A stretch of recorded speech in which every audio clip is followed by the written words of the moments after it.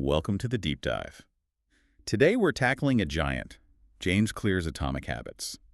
This book isn't just big, it's become a kind of global manual for how we behave. It really has. And our mission here is simple. Cut through the noise, extract the absolute core framework, the philosophy, the identity piece, the four laws, basically give you the shortcut to understanding why this thing works so well. Yeah, get you instantly up to speed. And what makes Atomic Habits so compelling, I think, is that it's not just theory, it's deeply rooted in Clear's own life. Oh, absolutely. The credibility comes from his experience. Tell us about the catalyst. What really forced him down this path of focusing on tiny, tiny steps? It was something pretty horrific, actually. Sophomore year high school baseball game. A stray bat hit him square in the face. Oof. Yeah, shattered skull, brain hemorrhages. I mean, it was catastrophic. He essentially had to rebuild his life from the ground up. Basic functions, disciplined sleep, slowly, painstakingly building back strength and focus through these, well, atomic actions. Wow. So he lived the method before he ever wrote about it. But how did that personal struggle translate into such a rigorous scientific system? It's more than just a recovery story, isn't it? Definitely. It creates this real authenticity loop. He didn't just recover, he combined that lived experience with serious academic work. He studied biomechanics, right? Right. Biomechanics. So he started looking at human action like a system, like physics, not just willpower.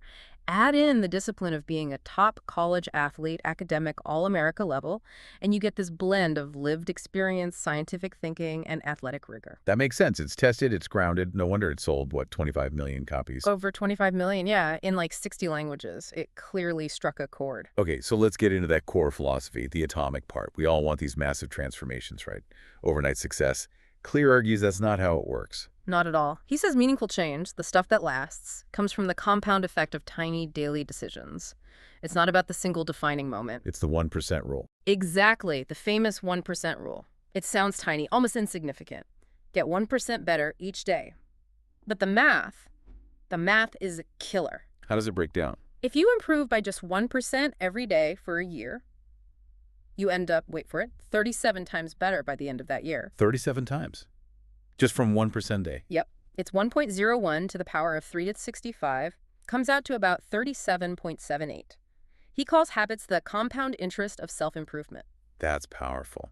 Habits is compound interest. So success isn't magic, it's just the sum of your daily habits. But okay, here's the problem everyone runs into. You start doing the 1%, you put in the effort, but nothing seems to happen. Why is that? Ah, yes. That's the plateau of latent potential. It's super frustrating. He calls it the valley of disappointment. The valley of disappointment. I like that. Because our brains, they evolved for immediate feedback. Do something, get a result, quick. But modern life, a lot of the rewards are delayed. You hit the gym for a week, look in the mirror, nothing's changed, right? Right. So you think this isn't working and you quit. Exactly. But the effort isn't wasted. It's being stored. You just haven't hit the tipping point yet. Okay, so how do we visualize that? How do we trust the process when we're in that valley? He uses a couple of great analogies.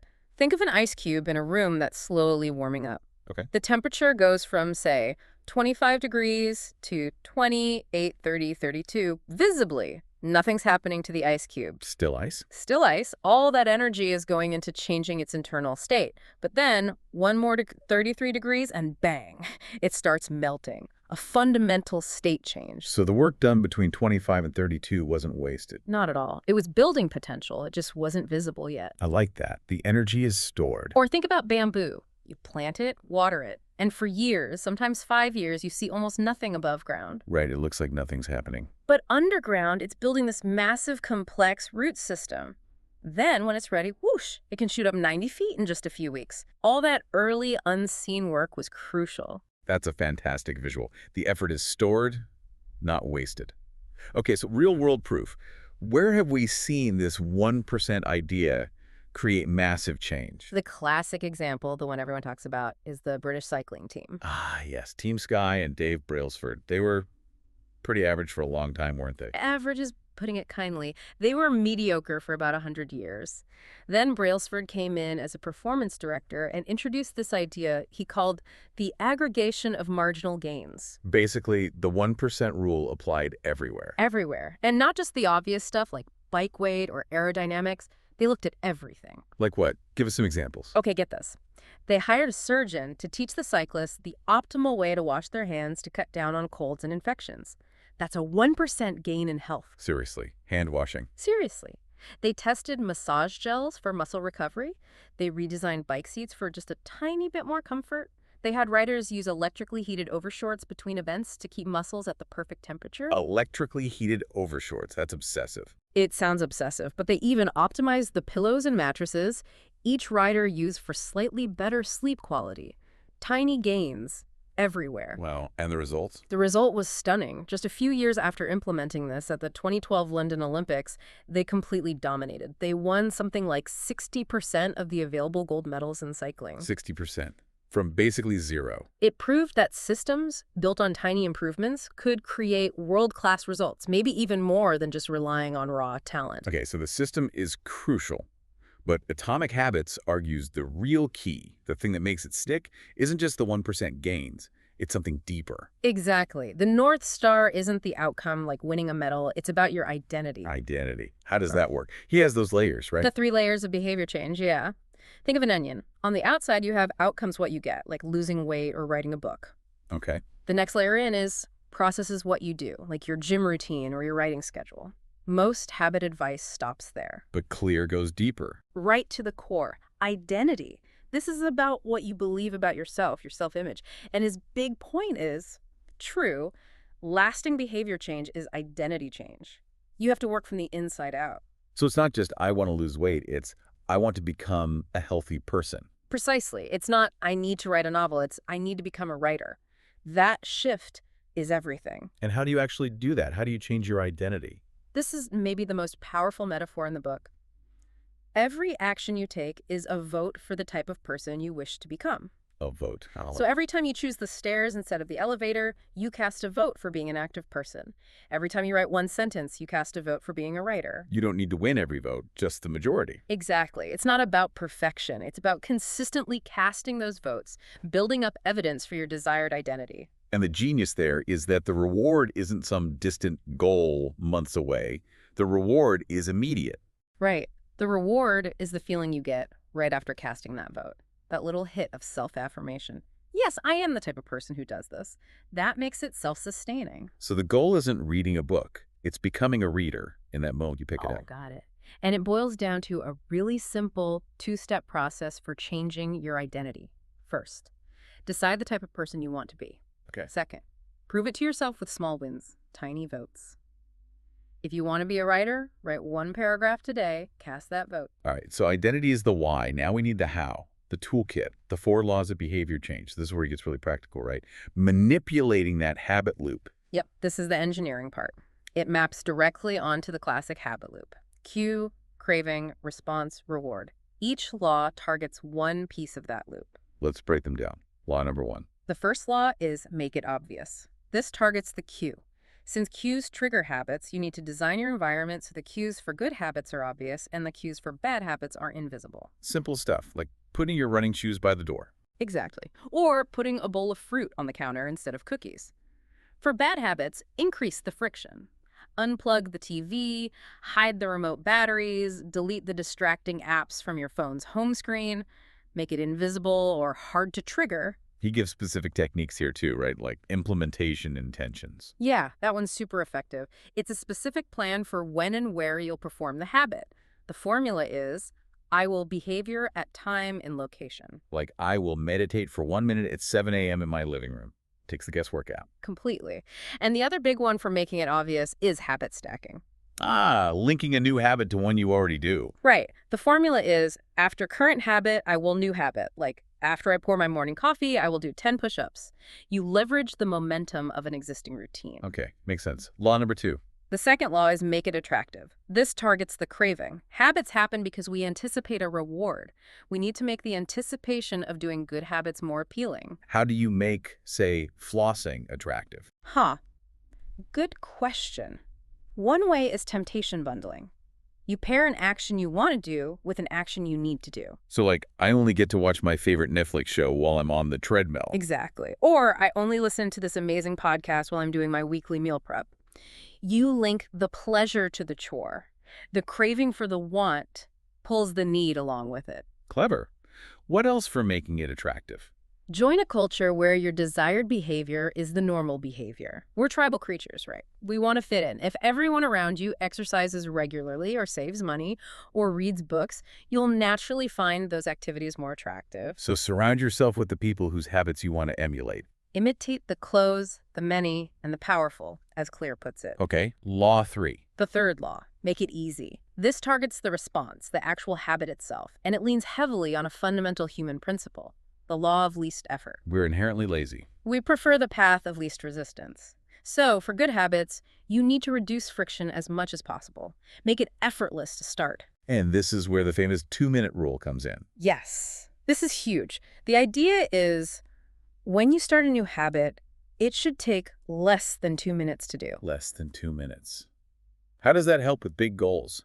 Because the goal isn't to run a marathon on day one. The goal is to master the habit of showing up.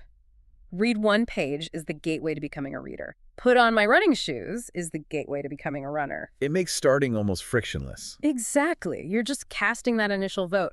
Often, once you start, momentum carries you further. But the key is making the start ridiculously easy. It's like how businesses operate. You mentioned Uber earlier. Perfect example. Uber didn't invent taxis. They just used the third law relentlessly. They removed every single point of friction. Hailing a cab, figuring out the route, fumbling with payment. They made the response getting a ride incredibly easy. Okay, that makes total sense. Finally, Law number 4. The fourth law, make it satisfying. This targets the reward. And this is crucial because our brains prioritize immediate rewards. Right, but lots of good habits have delayed rewards, like saving money or getting fit. Exactly. So you need to find a way to inject some immediate satisfaction into the process. The cardinal rule of behavior change is what is immediately rewarded is repeated.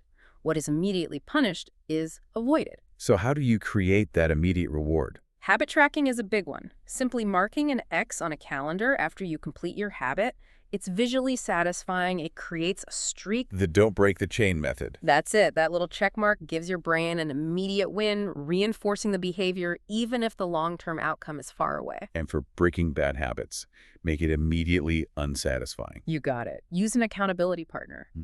Or a habit contract where there's a real cost, maybe financial if you slip up. Making the consequence immediate and maybe even a little painful makes the bad habit less likely to be repeated. Okay, that's the toolkit. The 4 laws.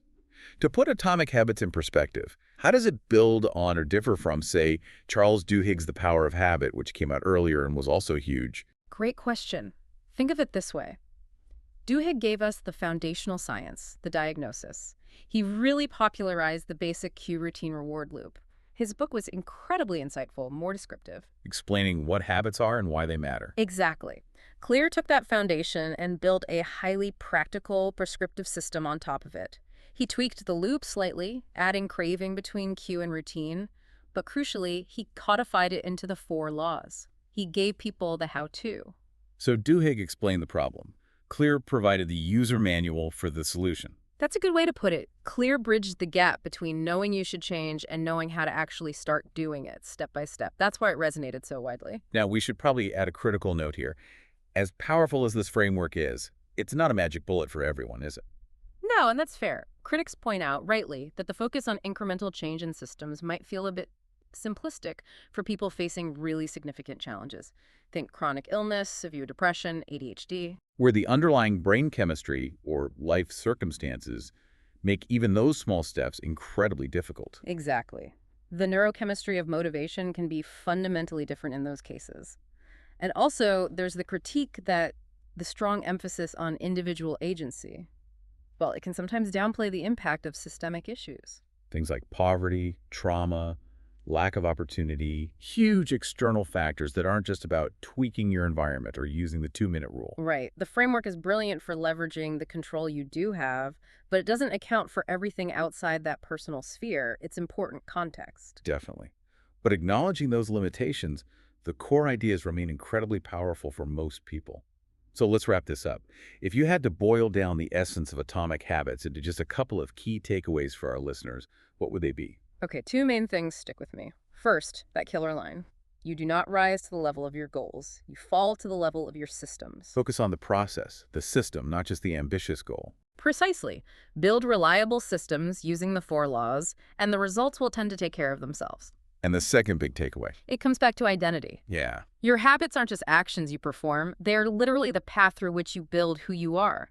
Every tiny habit is a vote, constructing your identity choice by choice. We are what we repeatedly do, quite literally.